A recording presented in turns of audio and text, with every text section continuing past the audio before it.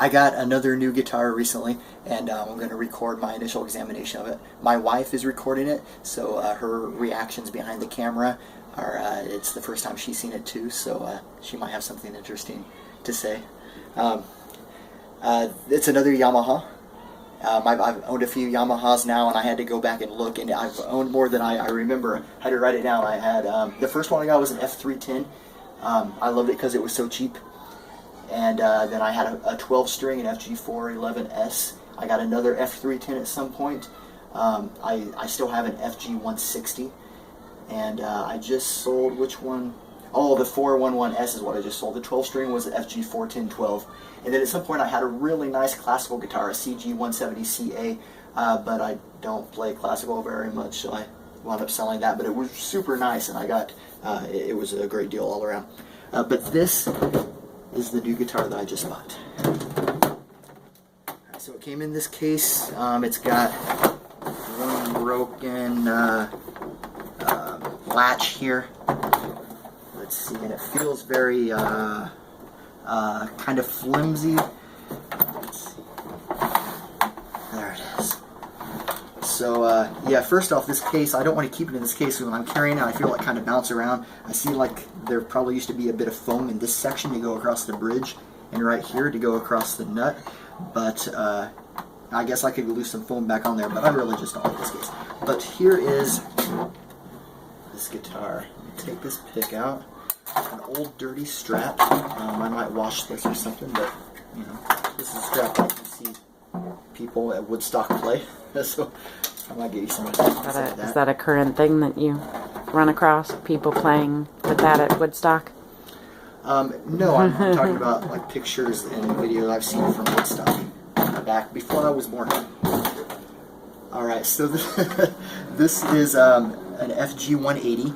It's got the red labels, first thing I noticed. Well, the first thing you notice is how beat to crap it is. But, God, it's beat to crap in the best ways. Look at, well, the pick guard is gone, and then like right here and right up here is just worn in from people just laying into it.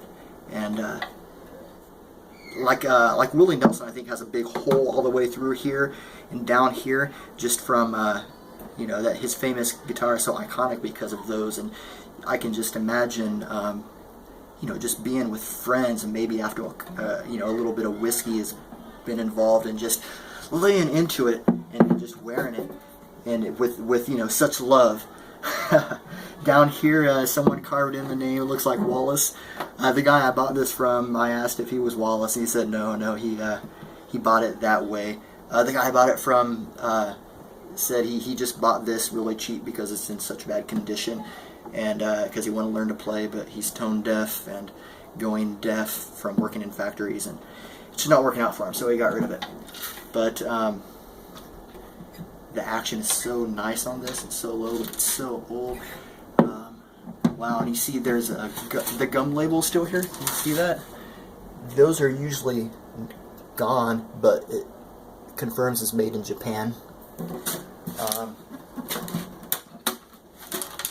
think there's sand in here. Can you see how dirty it is in there? Let's see. Looks like a solid dark hole. I can see the picture of the sticker or whatever. The sound, or the label. The sound hole label. And as I'm looking around in here, man, there's so much dust in there. It kind of smells like, I don't know, dust, maybe, weed. I'm looking around. And I assume this is a solid top. Although I'm not seeing the supports going up the side.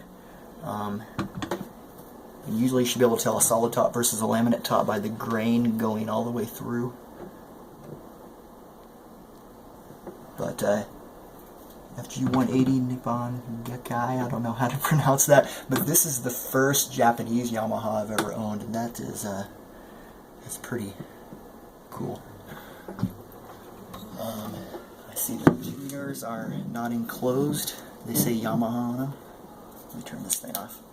What does it mean to be enclosed versus not enclosed? Oh, like normally modern ones will have an enclosure. I don't have another guitar close to me, but they'll be covered up so these gears are not not exposed.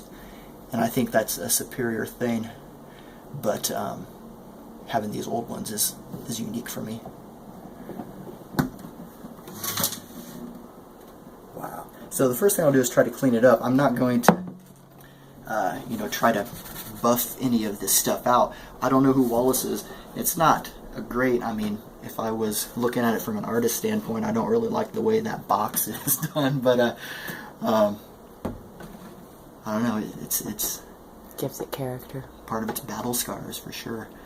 And Wallace isn't Wallace where the guy that we went to go see the monument for when we went to England? I'm pretty sure it's not spelled that way, but okay. It's not a freedom.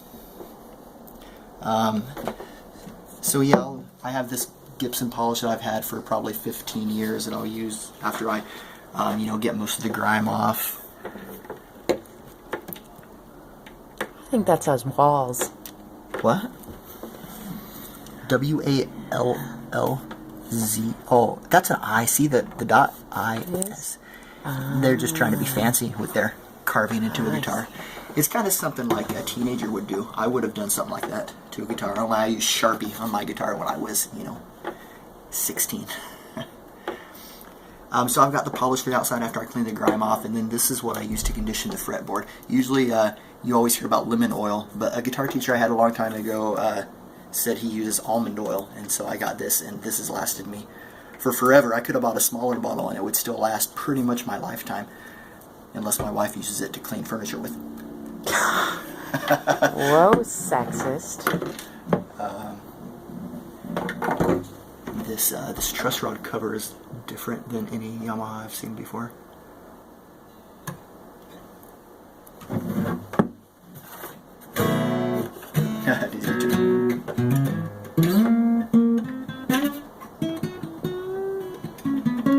So yeah, I'll take all the strings off and try to clean it up and put some new strings on it and to see how it sounds.